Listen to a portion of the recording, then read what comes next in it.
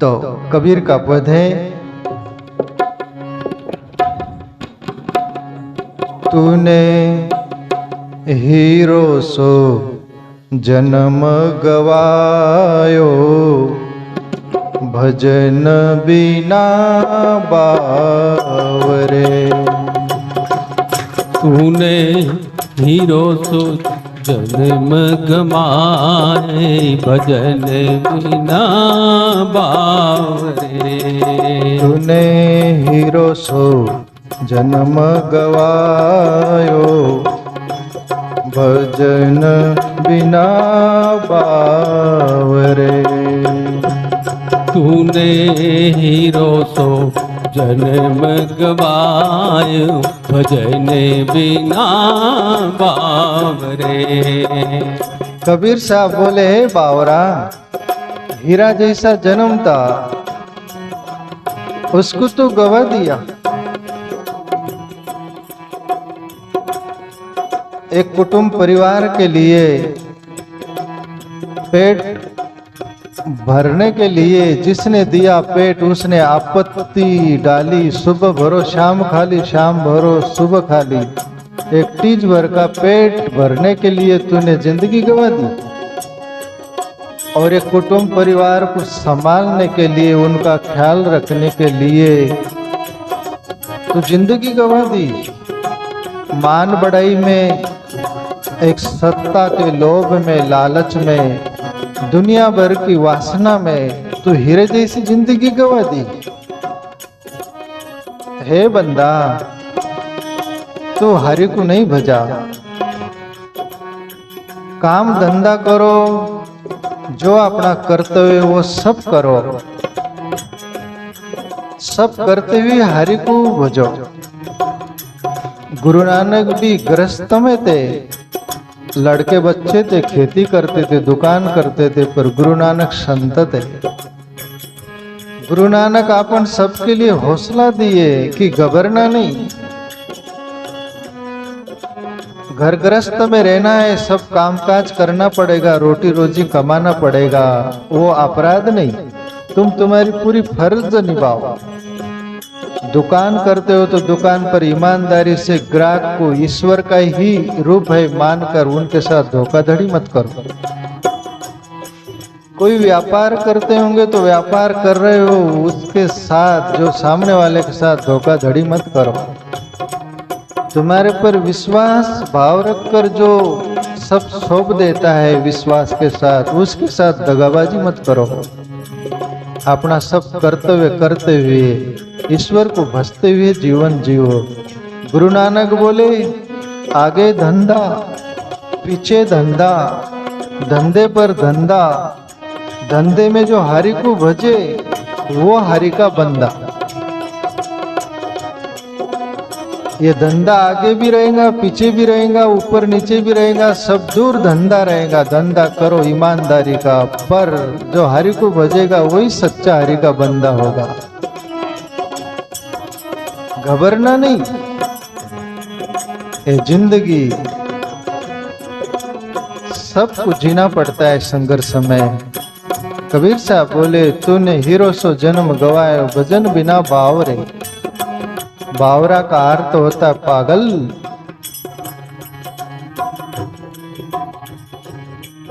पागल का दो अर्थ होते हैं, एक साधारण दुनिया में पागल का अर्थ येड़ा, आध्यात्मिक जगत में भी पागल बोलते हैं। पागल का अर्थ आध्यात्मिक ढंग का आप कभी सुने क्या?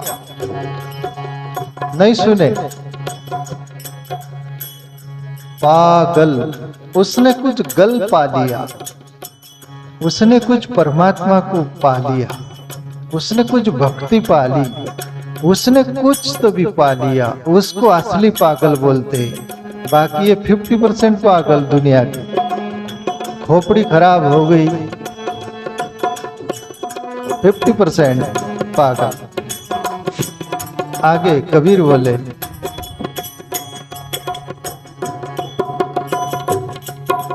ना तो आयो संता शरण, ना तो हरि गुण गायो, ना तो आयो संता शरण, ना तो हरि गुण गायो। पच पच मरियो बेल की नाई, पच पच मरियो बेल की नाई, सोए रहे उठ खाए, भजन बिना पाए। तूने हीरा सो जन्म गवायो, भजन बिना बावरे। तूने हीरा सो जन्म गवायो, भजन बिना बावरे। कबीर साहब बोले, ना तो आयो संता शरणे, ना तो हरि गुण गायो। हे बंदा, तुझे जिंदगी मिली थी, कोई संतों के शरण में नहीं आया तू। दुनिया समस्या का समाधान नहीं करती, समस्या पैदा करती है, पर संत समस्या का समाधान करते हैं। इतिहास पढ़ लो, शास्त्र पढ़ लो, दुनिया में जितने भी राजे महाराजे हुए सभी संतों के पास जाकर अपना समस्या रखते थे और वहां समाधान होता था। कबीर साहब बोले, ना तो आयो संता शरणे, ना तो हरि गुण गायो।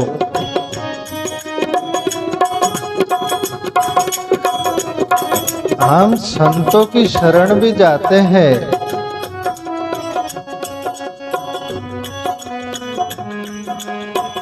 तो उस अंदाज में नहीं जाते जिस अंदाज में जाना चाहिए। एक आदमी संत के पास जाता था, सेवा करता था। आप बजाते रहो धीरे धीरे, कोई हरकत नहीं। संत की बहुत सेवा करता था, गरीब था, घर से रोटी रोजी जैसे तैसे नसीब होती थी। और उसके साथ में एक आदमी था, उसका मित्र, वो उसके साथ संत के पास एक व्यक्ति जाता, एक वेश्या के पास जाता, और वो वेश्या के पास जाने के वाले के पास धन संपत्ति अंबार बहुत सारी हो गई, बंगला बन गया, गाड़ी घोड़ी, नौकर चाकर। और ये संत के पास जाने के वाले के पास सीधा घर मकान नहीं, दो रोटी सीधी नसीब नहीं। दुखी रहता था, सोचता था कि मैं संत की सेवा करता हूँ, संत के पास जाता हूँ, फिर भी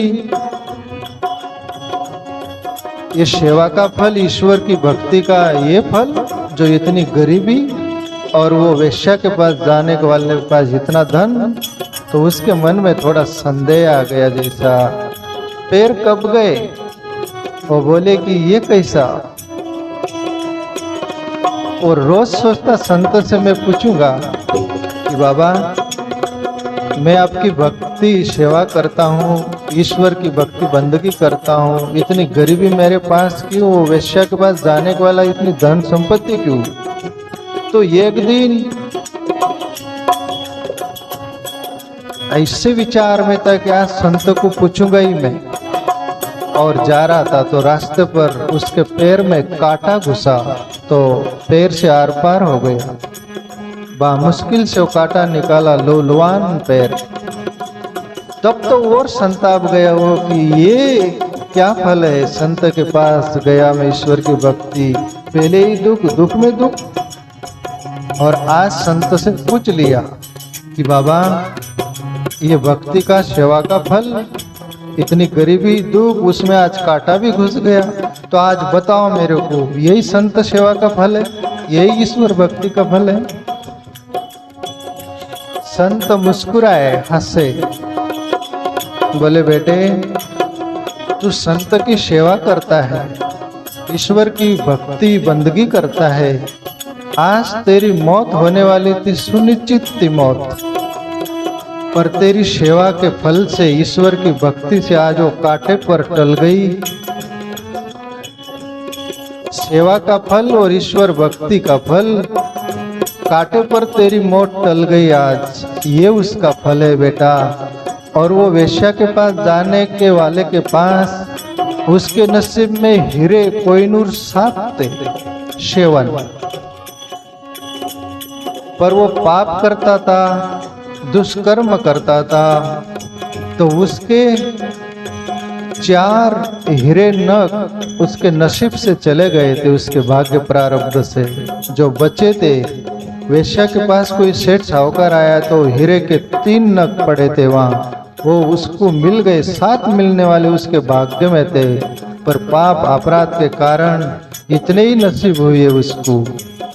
और बेटा वो तो बाह्य जगत का धन है, आज नहीं कल मौत आएंगी, छीन लेंगी, पर तू ईश्वर की भक्ति बंदगी कर रहा है, संत की सेवा कर रहा है, आज तेरी मौत हो जाती, वो बच गई, अभी से जिंदगी बची है बेटा, ईश्वर की बंदगी भक्ति कर ले, उस अजर अमर आत्मा को पाले, मेरे जैसा तू भी अजर अमर हो जा।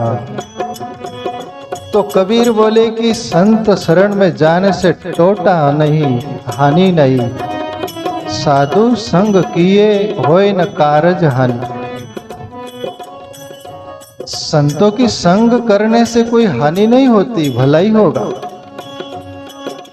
और बापू जैसे कोई संत मिल जाए, सच्चे संत, तो विभीषण जैसा धन्यवाद देना।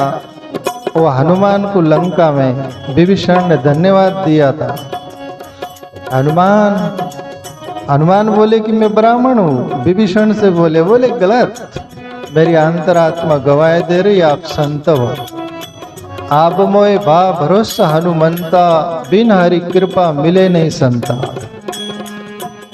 हनुमान आप संत, और हरि की कृपा मेरे पर हो गई, उसके कारण तेरे जैसा संत मिला मुझे। और जीवन में हमें सच्चे संत मिल जाए तो मानना ईश्वर की कृपा हुई। दुनिया का सब कुछ मिल जाए तो वो उतना मायना नहीं रखेगा। संत तुम्हारी जान भी बचा लेगा, हर मुसीबत में से बाहर निकाल लेगा, और ईश्वर के शरण में आपको पहुंचा देगा। एक संत के पास एक राजा और जाता था। संत बोले, बेटा मेरी बहुत सारी सेवा करते हो आप, मैं आपको एक ताबीज बना देता हूँ। ताबीज समझते ना आप, गले में या बांधते लोगों, क्यों बांधते, क्या बांधते, उनका जो डर पर रहता होगा कोई, वो ताबीज। संत बोले ये ताबीज बना देता हूँ बोले, और इसमें मैं कुछ लिख देता हूँ, जब तेरे जीवन में आपत्ति आएंगी, दुख आएगा, तब वो ताबीज खोलना और देख लेना। राजा बोले कि ठीक है, वो ताबीज बना दिया गया। राजा पर ऐसी आपत्ति आई, चारों ओर अंधेरा छा गया, जीना नहीं, आत्महत्या कर लेना। तब वो संत की बात याद आई। संत ने मुझे ताबीज दिया था, ये बोला था कि उसको खोल के देख लेना।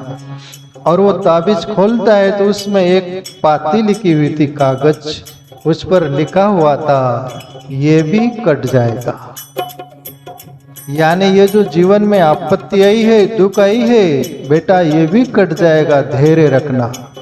वो राजा को हौसला बंधा और उस दुख की मुसीबत में वो डटे रहा, और वो समय चला गया। तो ये संत का संग का रंग है और आशीर्वाद है, और इतना प्रभाव है प्यारे मित्रों।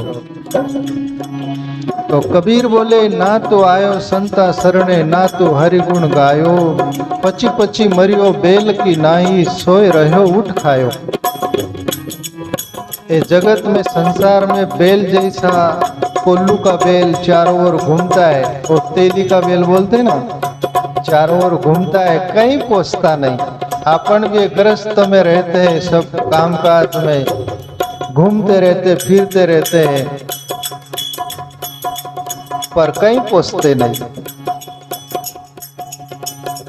तो इसमें पच कर न मरो और संत की शरण खोज लो, तो ईश्वर की याद आ जाएंगे। आगे बोले कबीर,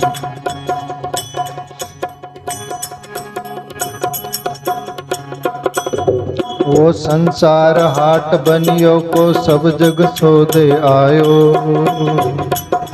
वो संसार हाट बनियो को सब जग सोदे आयो। चतुर्माल चौगुना कीना, चतुर्माल चौगुना कीना, मूरख मूल गवाए, भजन बिना पाए। तूने हीरा सो जन्म गवायो, भजन बिना बावरे। तूने हीरो सो जन्म गवायो, भजन बिना बावरे। कबीर साहब बोले ये संसार हाट बनियो को सब जग सौदे आए। अपन सब सौदागिर है, कोई किसका सौदा कर रहा है, कोई किसका सौदा कर रहा है। अपन सौदेगर की तरह है, पर सौदागर उसको बोलते हैं चतुर सौदेगर, यानी वो व्यापारी को जो हीरे जैसा चुनता है, कचरा पेटी नहीं।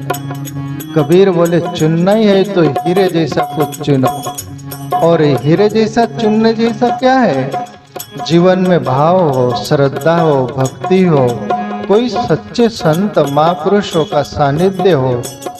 हमारे पास धन है, तन है, जो भी हम सच्चे संतों की सेवा कर सकते हैं तो निस्वार्थ भाव से कर देना, उसके बदले कुछ चाहना नहीं। गरीब है, कोई भी है, हमारे पास जो भी कुछ है उनके काम आता है, दे देना, वो सच्ची सेवा, उसके बदले कुछ चाहना नहीं। उसके बदले कुछ चाहोगे तो वो तुम्हारा स्वार्थ हो गया, और तुम निस्वार्थ भाव से किए तुम्हारी आत्मा फैल जाएगी, हृदय फैलेगा। तुमको एक स्वाभिमान महसूस होगा कि हमने कुछ किया, परमात्मा ने करवाया, धन्य है, ऐसा धन्यता से भरोगे। ये संसार हाट बनियो को सब जग सोदे आयो, चतुर माल चौगुना कीना, मूर्ख मूल गवायो। ऐसी चतुरता होगी ना तो वो मूल नहीं कमाएगा। आप धीरे धीरे बजाओ, मैं एक बात बोलूं हीरे की, बजाओ बजाओ धीरे धीरे। एक राजा था, हीरा कोई लाके दिया था राजमहल में। राजा हीरे के पार की जौहरियों को बुलाया देश देश से राजमहल में। बहुत जौहरी आ गए, जौहरी बोलते ना वो हीरे के पार की सभा भरी है, बीच में हीरा रखा हुआ है। राजा बोले जो ये हीरे का मूल्य का आंकलन कर लेगा, परख लेगा और इसका मूल्य कितना होता है, उसको इनाम दिया जाएगा। बच्चों शांत बैठो, चुप बैठो, सुनो, थोड़ा पुण्य से आपको समय मिला है, सुनो। राजसभा में सब जौहरी बैठे, राजा बैठा है सिंहासन पर, हीरा रखा हुआ है और सब जौहरी परख रहे हीरे को, पर उसका मूल्य आकलन नहीं हो रहा। उसमें एक जौहरी था, बहुत टैलेंट था, होशियार था, क्लेवर था। सबसे बाद में आखिरी में उठा और वो हीरा जो पड़ा था ना, वहां पर हीरा 99 हीरा रखा, वो एक एक करके। पहले एक हीरा उसको पास रखा, उस पर प्रकाश गिरा, 99 हीरे पर प्रकाश गिरा, और 100वां हीरा रखा, उस पर प्रकाश गिरा नहीं। तब वो जौहरी बोलता है राजा को, इस हीरे का कीमत 99 लाख रुपया है। राजा बोले कैसे परख हुआ ये?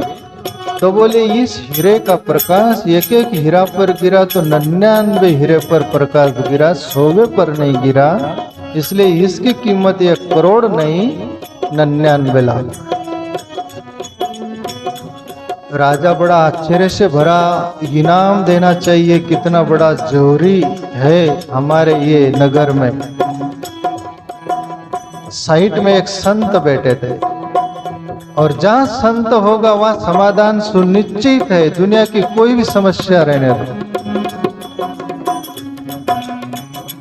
राजा बोले इसको बख्शीद इनाम दिया जाए। संत उठकर खड़े हो गए।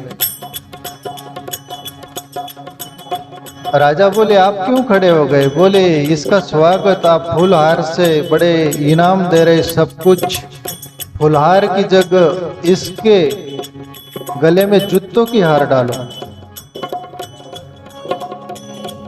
इस पर फूल न डालते इस पर धूल डाल, इसके मुंह पर थूको। अभी आपको भी बुरा लग रहा होगा, बोलिए बुरा लग रहा है कि समझ में आ रहा है आपको? संत जो बोले इस पर थूको मुंह पर, इसके सर पर धूल डालो, फूल की बगल जूते की माला बनाओ वो डालो, पर इसके पीछे राज है, आप समझना। राजा बोले ऐसा क्यों? इतना बड़ा पारकी जोहरी?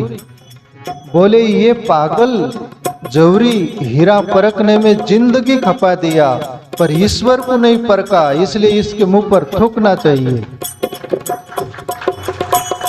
इसके सर पर धूल डालना चाहिए, इसके गले में जूतों की हार डालना चाहिए। इतनी प्रज्ञा, इतनी बुद्धि, इतनी चतुरता होकर ईश्वर को भजा नहीं, और जो भजे हरि को सदा सोई परम पद पाएगा। ये हीरे को परख कर क्या कर लिया?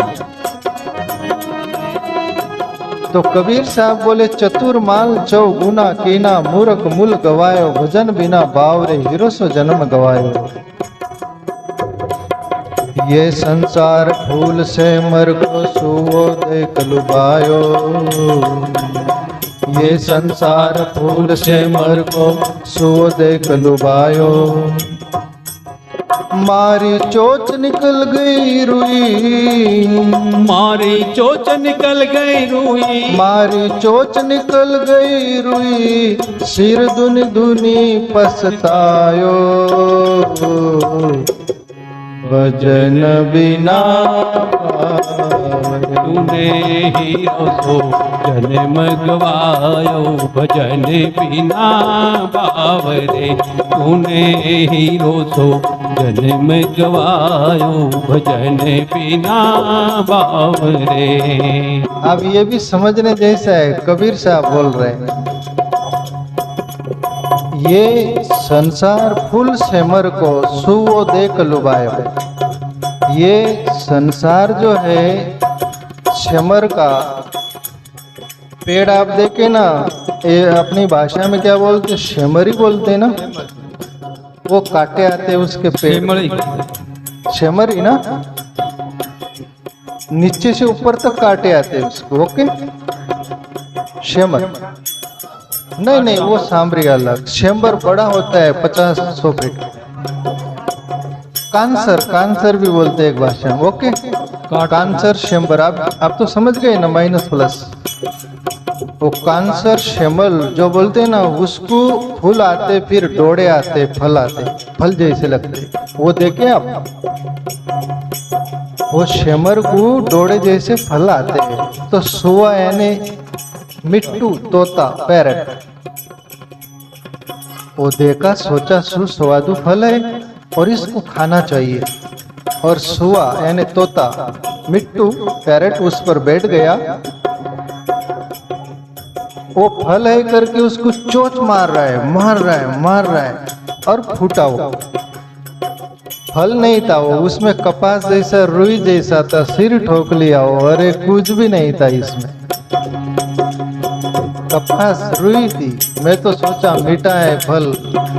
ऐसे ही अपने जगत में, दुनिया में, यहाँ कुछ मिलेगा, वहाँ कुछ मिलेगा, इसमें कुछ होगा, उसमें कुछ होगा, ये फल जैसा ही चोंच मारते रहते, हाथ कुछ नहीं आता। मौत आती एक दिन, बोलती भैया चल, तब तुम अपन बोलते किधर, जहाँ से आए तो उधर। फिर तुम सिर धुन धुन कर पछताओगे मैं हरि भज लिया होता। कोई सच्चे संत की शरण जाकर ईश्वर की बंदगी की होती, उसकी याद की होती, तब आपको पछतावा होगा। ऐसा जीवन खाली जाए उसके पहले ईश्वर को भज लो। आगे बोले, ये संसार माया को लोभी ममता मैल छिनायो। ये संसार माया को लोभी ममता मैल छिनायो। कहे कबीर सुनो भाई साधो, कहे कबीर सुनो भाई साधो, हाथ कछु नहीं आयो। भजन बिना हीरो सो जन्म गवायो। भजन बिना बावर दे तूने हीरो सो जन्म गवायो। भजन बिना बावर दे, भजन बिना बावरे।